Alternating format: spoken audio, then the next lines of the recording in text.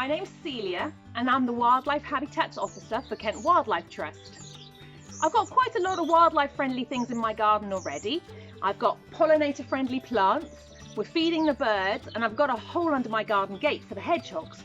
But there's one thing that's really missing from my garden is water.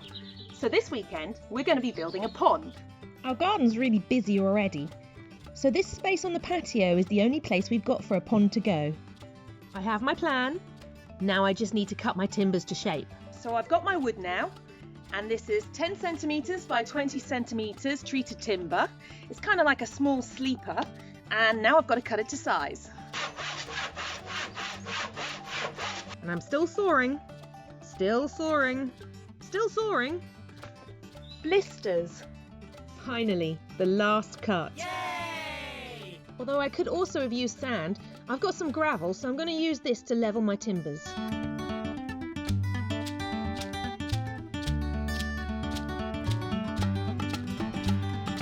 I've managed to get it fairly sturdy. It's all nice and straight. This is just the bottom layer. Now I've got these metal braces. They've got some holes in them for screws, and I'm going to use these to screw all the bits of wood together. So I'm really pleased with my frame. It's finally finished. It's nice and sturdy, and now I can get the pond liner in it. Before I put the pond liner in though, I'm going to line the bottom of the pond with these old rubble sacks. They'll protect the pond liner from any sharp stones underneath. And now I've just got to wrestle this pond liner into the frame. I'm going to use these felt tacks to pin the pond liner onto the timber. Tack the pond liner onto the timber just underneath the line of the top of the timber. To get the pond liner to fit the inside of the pond neatly, I folded the corners up before tacking them in place.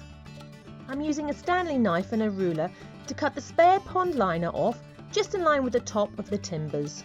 I don't want the water, if it gets too full, to go down this gap here between the pond liner and the wood, because that would make the wood damp and then it'll rot. So what I've done is I've actually put this block here at the back, a centimetre lower. And I've covered it with a pond liner all the way over the top and down the back. And if it gets too full, the water will just run out over the back. To help wildlife get in and out of the pond, I've stacked up a pyramid of old bricks at the back of the pond. So I'm going to use some bricks now to create some different height levels in my pond.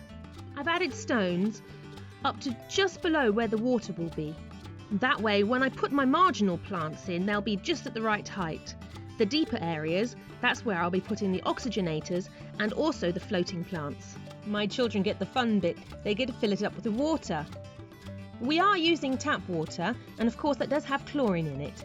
But since we have to leave it for a couple of weeks before we get the plants anyway, the chlorine will have a chance to escape. So I'm really pleased with how our pond's turned out. It's just the right size for the garden and looks really good. In the next month or so, when they become available, we'll start putting some plants in here. We'll get some oxygenating plants, a few floating plants, and then some marginals, maybe some nice yellow flag iris or purple loosestrife. But if you don't have a weekend to spend sawing wood, you can make a perfectly good wildlife-friendly pond out of a washing up bowl. You'll find all the instructions on our website.